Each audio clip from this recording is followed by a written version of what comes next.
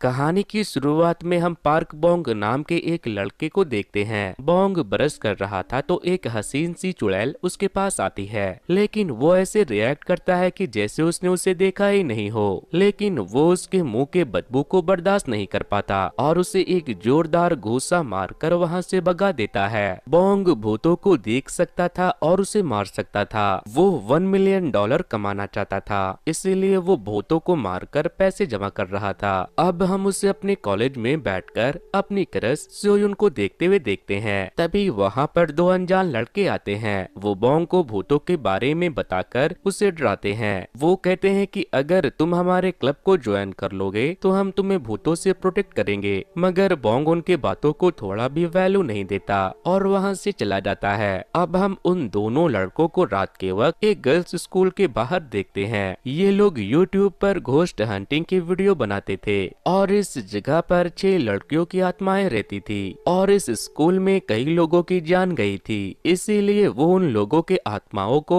अपने कैमरा में रिकॉर्ड करने के लिए आए थे। वो दोनों यूट्यूब पर लैब जाकर उस जगह को एक्सप्लोर कर रहे थे। वो दोनों दोस्त भूत को ढूंढने के लिए उसी गर्ल्स स्कूल के टॉयलेट में चले जाते हैं, लेकिन भूत ढूंढने के चक्कर में वो एक बिल्ली से डरकर भाग जाते हैं। भीगी बिल्ली। इधर बोंग के अंकल मोंक म्यूंग जब घर आते हैं तो वो उनके साथ बैठकर खाना खाने लगता है। बोंग के अंकल एक रिटायर्ड मॉन्क थे और बोंग की तरह वो भी भूतों को देख सकते थे, लेकिन अब उनकी नजर बहुत कमजोर हो चुकी थी, इसीलिए वो अक्सर भूतों को ठीक से देख नहीं पाते। लेकिन म्यूंग नहीं चाहते थे कि बोंग भी इस काम को करे, क्योंकि इस काम में उनकी जान को भी खतरा रहता था। तभी बोंग के फोन पर एक लड़की का मैसेज आता है जो उससे कहती है कि हमारे स्कूल में एक भूत है, क्या आप उसे भगा सकते हो? अगर आपने उसे अभी वहाँ से भगा दिया तो मैं आपको $10,000 दूंगी। $10,000 का नाम सुनते ही बोंग अपने अंकल से पढ़ाई का बहाना बनाकर वहाँ से चला जाता है। वो अपने घर से सीधे उस गर्ल्स स्कूल के अंदर उससे मिलने के लिए जाता है जिसने उसे $10,000 देने की बात कही थी, मगर उसे वहाँ पर एक खूबसूरत सी चुड़ैल मिल जाती है। बोंग उसे देखते ही उठाकर पटक देता है। चुड़ैल कहती है कि तुम कैसे लड़के हो, तुम किसी लड़की को कैसे मार सकते हो?